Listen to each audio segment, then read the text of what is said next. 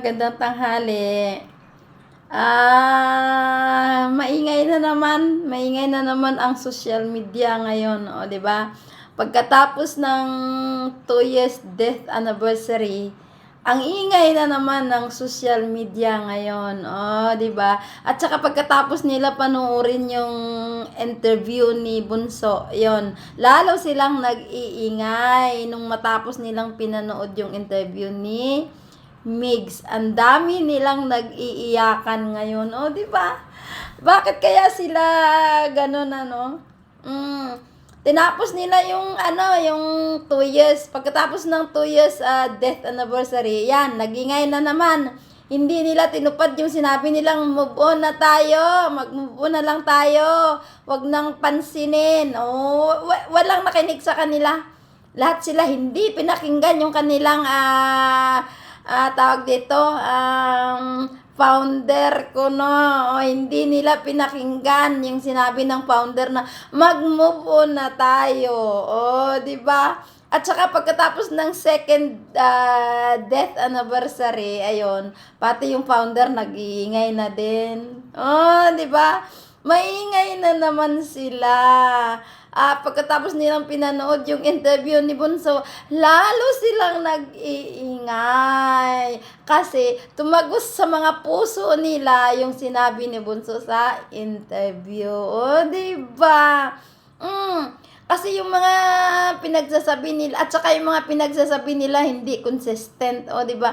Hindi nila pinaninindigan yung mga pinagsasabi nila nung una.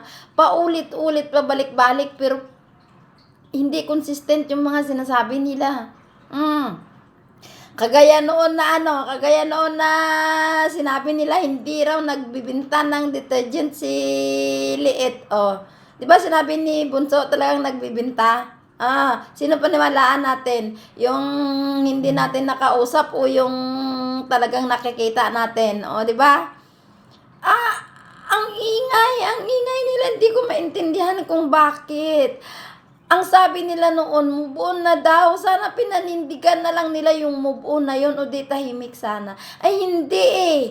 Hindi nila pinanindigan yung move on na sinasabi nila. Lalo si IMAX, hindi tumitigil. Alam niyo kung bakit hindi tumitigil si IMAX? Kasi may pahintulot. O, di ba? May pahintulot siya na magdaldal at magngangawa sa social media. Kaya hindi siya tumitigil. Hindi niya sinunod yung sinabi na move on na. O, di ba? IMAX, anong pinaglalaban mo? May pinaglalaban ka? Kung may mga pinaglalaban kayo, dapat nung una pa, ginawa nyo na yan. Kagaya yung mga sinasabi nyo, hindi alam ni Mahal yung address doon sa may Batangas. Imposibleng hindi malalaman ni Mahal yung address sa Batangas. Diyos ko. Paano hindi malalaman ni Mahal ang address sa Batangas? Ay kulang-kulang mahigit 1 taon silang nagsama ni Bunso doon sa Batangas. Paano hindi niya malalaman? Sige nga, pinalalabas nyo, bobo si Mahal. Tanga si Mahal, walang alam. Di ba? Pinalalabas nyo, abnormal si Mahal, na kahit na itanong niya kay Migs yung address sa Batangas, hindi niya tinanong, ganon. Ganon na nga ipinalalabas nyo ngayon eh. Kasi sinasabi nyo, hindi alam ni Mahal yung address doon.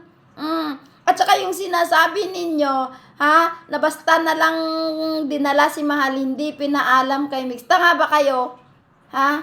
Tanga kayo, ganon?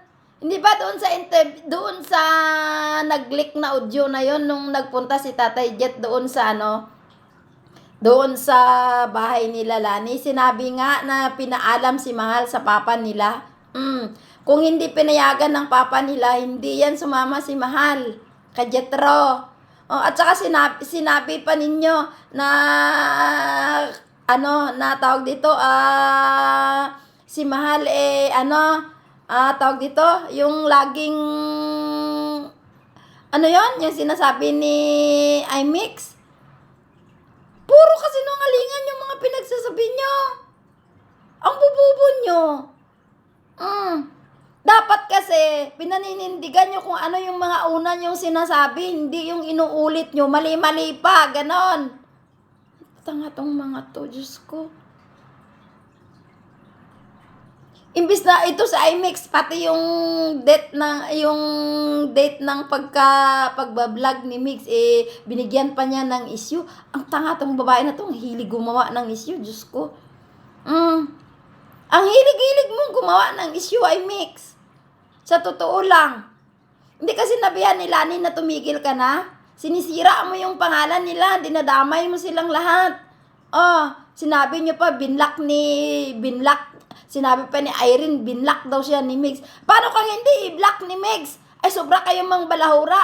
Kahit ako na normal na tao, pag binalahura ako ng kaibigan ko, mas mabuti na lang i-block kita. Kaya nakikita ko yung mga pinagsasabi mo na hindi mabuti, hindi maganda. Di ba? Hindi naman si Mix, hindi naman yan santo. Nasasaktan din yan. Nasasaktan din, nagtitimpi lang, ganon. Ang bububo nyo, ang tatanga nyo, Diyos ko. Sana lumabas na yung warrant nyo at nang makulong na, mabigyan na kayo ng, may makulong na isa dyan sa inyo ng matigil na. Lalo yan si IMAX. Sana ibaba na yung warrant at na sa NBI at ipa-deport na yung hinayupak na yan. Hindi tumitigil. Araw-araw siya nagbablog, araw-araw nagngangawa sa social media, araw-araw naninira. Kung ano-anong pinagsasabi niya. Animal talaga yung babae na yan. Diyos ko, IMAX. Yung kadadakdak mo dyan sa social media na walang katotohanan, nadadagdag lang yan sa kaso mo. Alam mo bang may susunod ka pang kaso? Si Tatay Jet pa lang ang nagdemanda. Isa pa lang ang nagdemanda. Si Tatay Jet pa lang ang nagdemanda. Kaya umanda ka. Yung mga pinagsasabi mo iniipon dahil may susunod ka pang kaso, gaga. Hindi ka na natigil-tigil yung bunganga mo, Diyos ko. Magkano ba talaga ang kikitain mo dyan sa YouTube na yan? At lalo mong dinadagdagan yung mga iniipon nila na ebidensya para sa'yo. Magkano ba ang kinikita mo dyan? Kakasya yan? Sa pangpiyansa mo? Tanga! Ang dami kayang nagkakaso sa'yo dahil sa bunganga mong hindi mo alam kung anong mga lumalabas dyan sa bunganga mo na yan. Itong babae na to, Diyos ko, grabe ang ugali. As in, sa kapal ng pagmumukha mo. Tignan mo yung mukha mo, mukhang siupaw. Ganyan katambok ang pagmumukha mo. Kung gaano katambok ang pagmumukha mo, ganon din galit ang utak mo, tanga. Ang laki-laki ng ulo mo kaya. Tignan mo yung ulo mo, ang laki-laki, pero walang laman, empty. Yung mga sinasabi mo, puro hindi ko alam kung saan ang gagaling. Yung laman ng utak mo, hangin. IMAX. Ang kapal ng pagmumukha mo, Diyos ko, binabalahura ka ng mga vlogger na mga lalaki, hindi ka nahiya. Mabuti sana kung yung nang babalahura sa'yo, babae, puro lalaki. Hindi ka nahihiya, kapal ng pagmumukha mo. Hindi ba lang babalahurain ka dahil sinasagot ka lang naman din talaga nila dahil sa sobrang katangahan mo. Inaraw-araw mo na yung kabubuhan mo, yung katangahan mo, IMAX.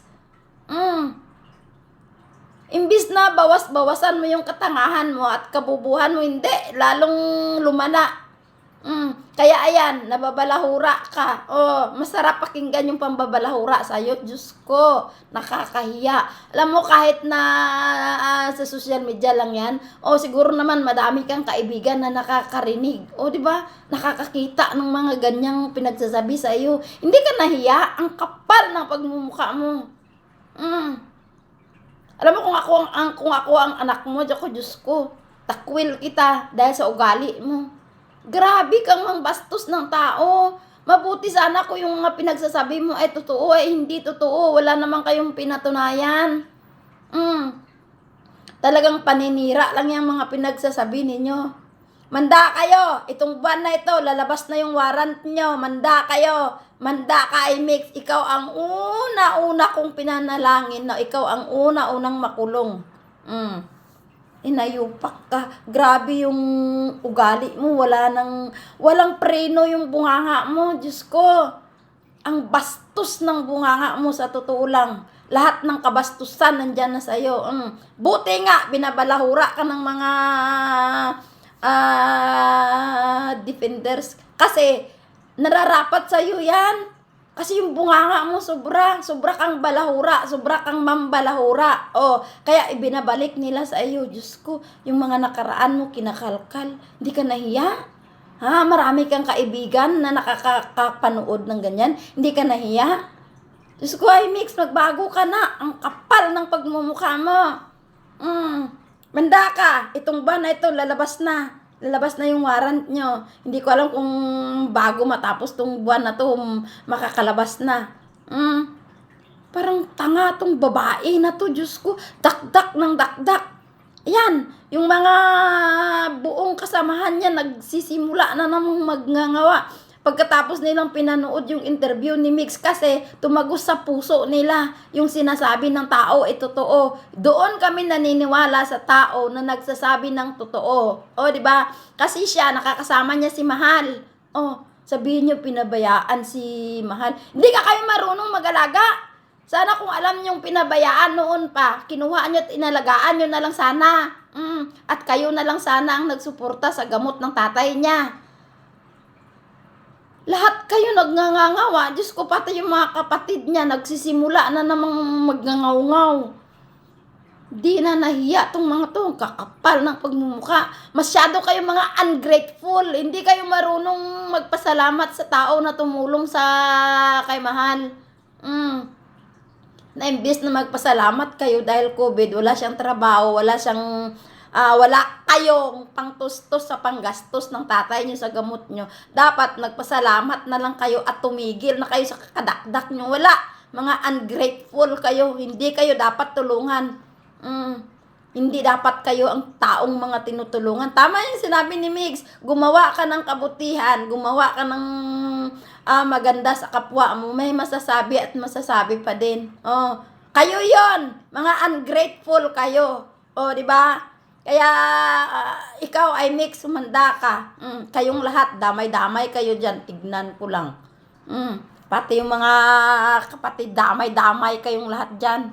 Tignan ko lang. Manda kayo, ihanda nyo yung sarili nyo. Ihanda nyo yung pampiyansa nyo. Mga animal.